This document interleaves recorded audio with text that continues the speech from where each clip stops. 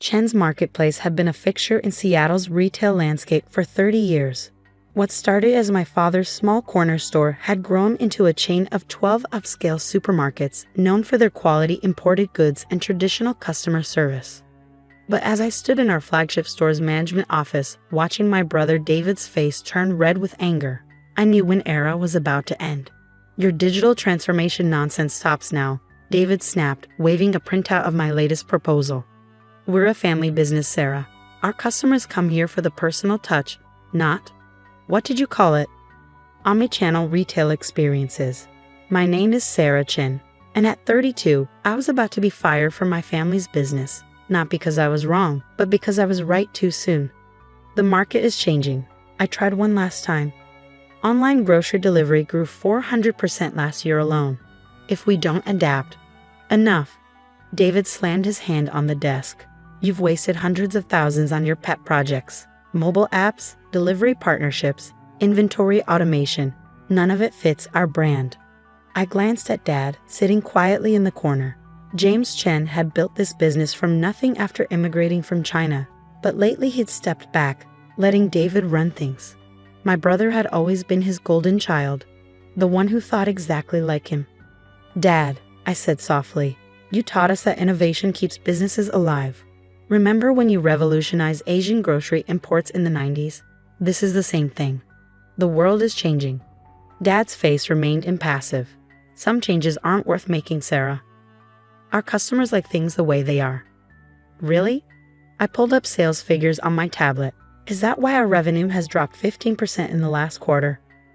Why our customer base is aging? Why Whole Foods and Amazon Fresh are eating into our market share?" "Because you've distracted us from our core business," David shouted. "While you've been playing with your tech toys, our traditional operations have suffered. Well, it ends today." He pulled out a formal letter. "The board, which you'd know includes Dad and me as majority shareholders, has voted to terminate your employment, effective immediately. We're also canceling all technology initiatives and returning to our traditional business model." My hands shook slightly as I took the letter.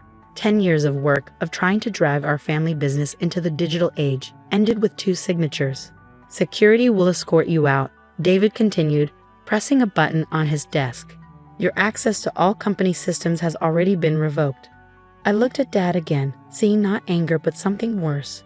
Disappointment. He'd never understood why his daughter, with her Stanford MBA, couldn't just accept the old ways of doing business. "You'll regret this," I said quietly, gathering my things. "Not because you fired me, but because you're choosing to be blind to the future." "The only thing I regret," David replied, "is letting you waste so much time and money on your tech fantasies. Chen's Marketplace is about tradition, about personal service, not apps and algorithms." 2 security guards appeared at the door. As they led me through the store, past employees I'd worked with for years, I held my head high. Let them see. Let them remember. Only when I reached my car did I allow myself to smile. Poor David.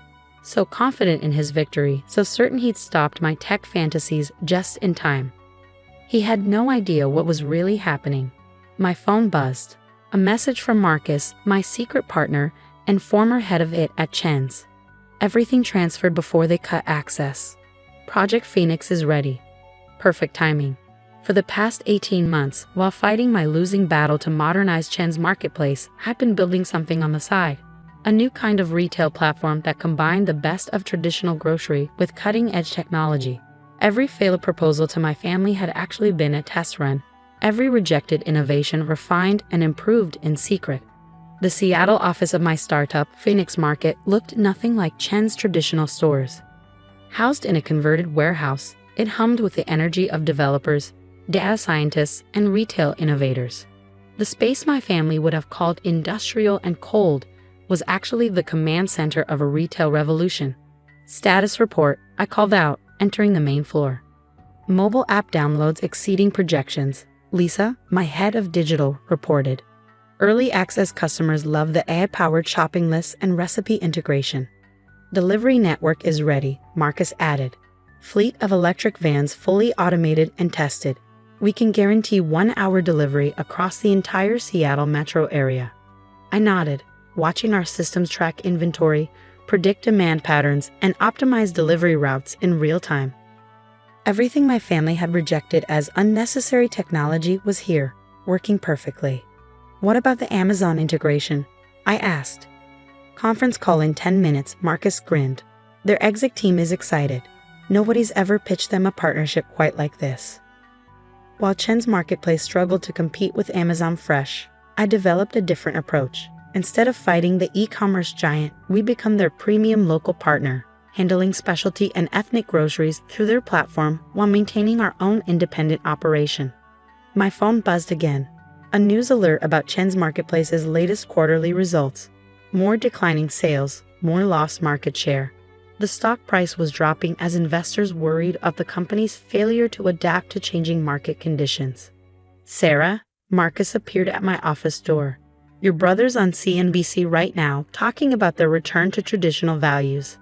I turned up the volume, watching David defend his decision to abandon all digital initiatives. "Chen's marketplace is about personal service, about knowing our customers," he declared proudly.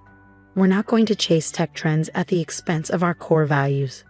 The interviewer pressed him, "But with online grocery delivery growing exponentially, how will you compete?" "Our customers come to us for the experience," David insisted. "They want to select their own produce, to talk to knowledgeable staff. You can't replicate that online." I smiled, thinking of our AI-powered product recommendation system that knew customers' preferences better than any human could. Our computer vision technology that could select better produce than most experienced staff. "Time for the Amazon call," Marcus reminded me. The next hour would change everything, but not just for me, for the entire retail industry.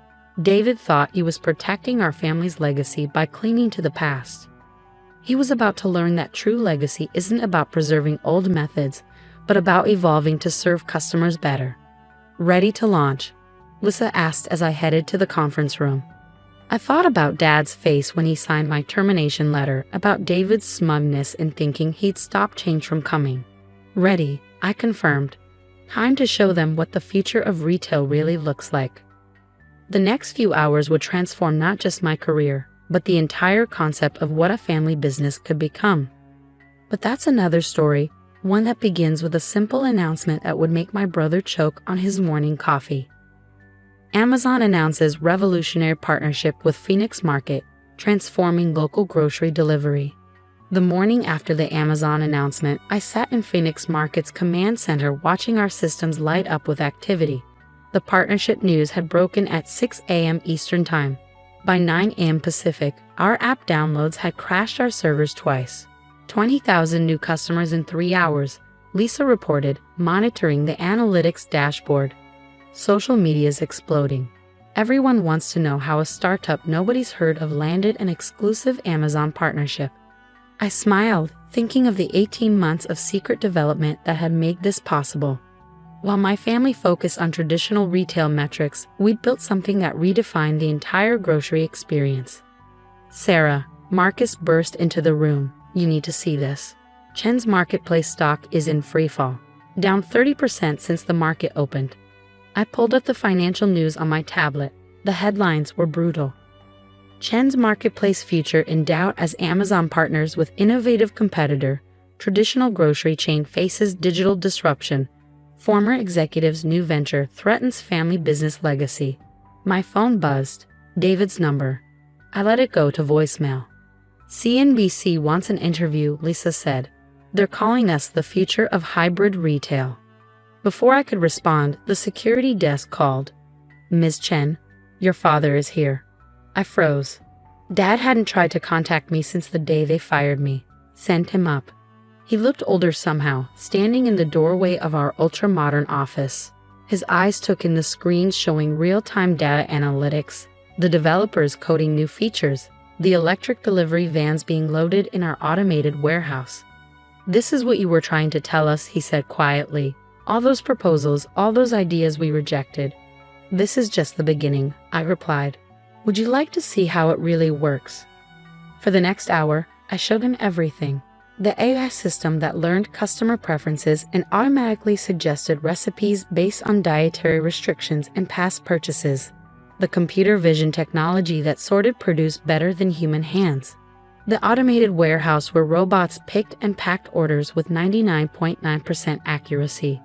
That's why Amazon chose us, I explain as we watch the system work. We're not just another delivery service. We've reinvented the entire grocery experience. And our customers? Dad asked. The ones who like traditional shopping? I pulled up our customer interface. They can still have it. Our stores combine digital convenience with personal service. Watch. I showed him how customers could chat with real product experts through the app. How our smart shopping carts guided people through physical stores while suggesting complementary items. How our system remembered every preference and interaction. This isn't destroying tradition, I said softly. It's evolving it, making it better. Dad was quiet for a long moment. Your brother is calling an emergency board meeting. Ken's stock has lost almost half its value since your announcement. I know. He wants to sue you, claims you stole company secrets. I laughed. Everything we built here is original. Every innovation they rejected, we developed from scratch. Check the patents.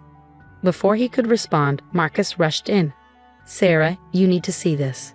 Chen's just announced they're launching their own delivery service. They're trying to partner with Instacart. I pulled up their press release and shook my head. Too little, too late. They still don't understand. This isn't about delivery. It's about reimagining the entire retail experience.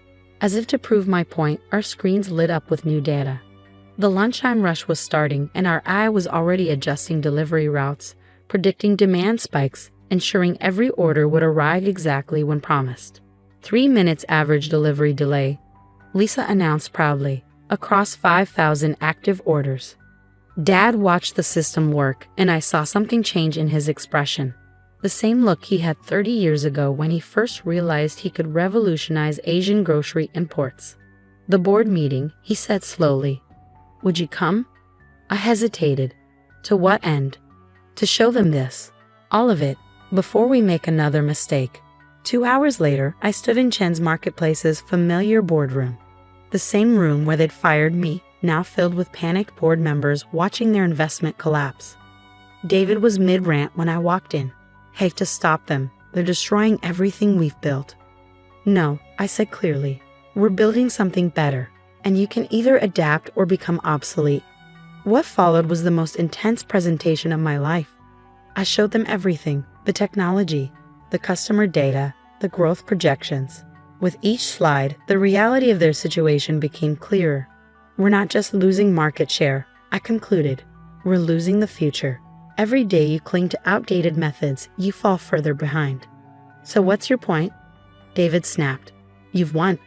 Come to gloat. I've come to offer a partnership. The room went silent. Phoenix Market has the technology and innovation.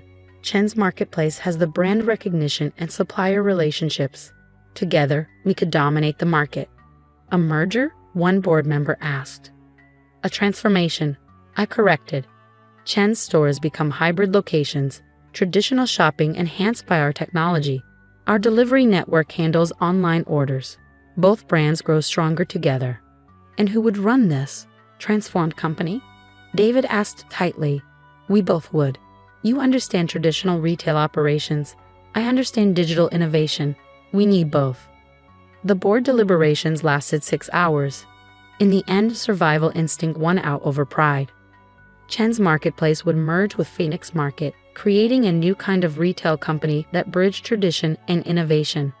The next few months were intense, converting Chen's stores with our technology, training staff on the new systems, helping customers adapt to the changes. But the results were undeniable. Sales grew 200% in the first quarter. Customer satisfaction hit record highs. The stock price recovered and then soared as investors recognized the potential of our hybrid model. David struggled at first, but eventually found his groove running our premium in-store experiences. Turned out he was right about some customers wanting personal service. He just hadn't understood how technology could enhance rather than replace it.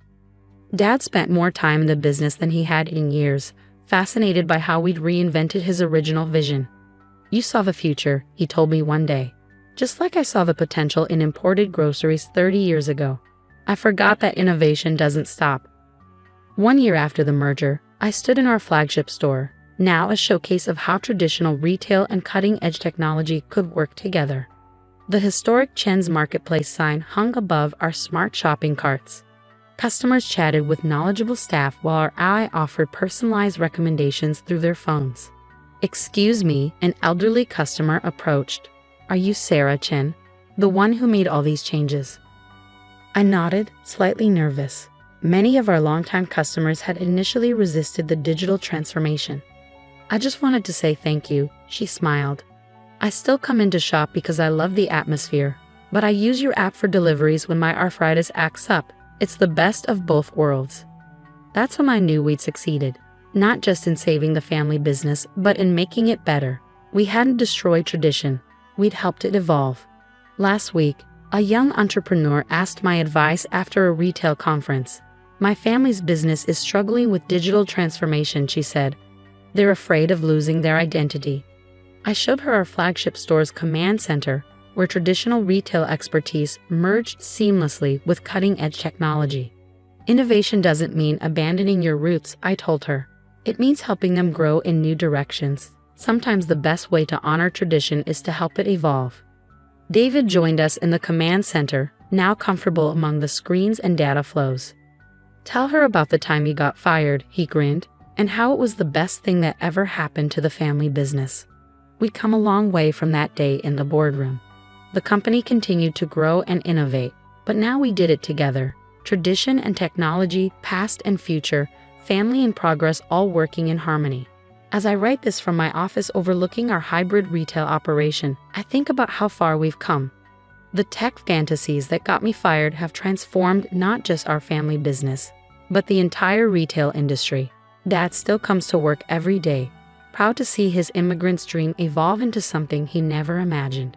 David has become a champion of innovation, always pushing us to find new ways to enhance the customer experience. And me? I learned that true innovation isn't about destroying the old to make way for the new. It's about finding ways to make them work together, creating something better than either could be alone. After all, family businesses, like families themselves, don't have to choose between tradition and progress. They just need the courage to let both grow together.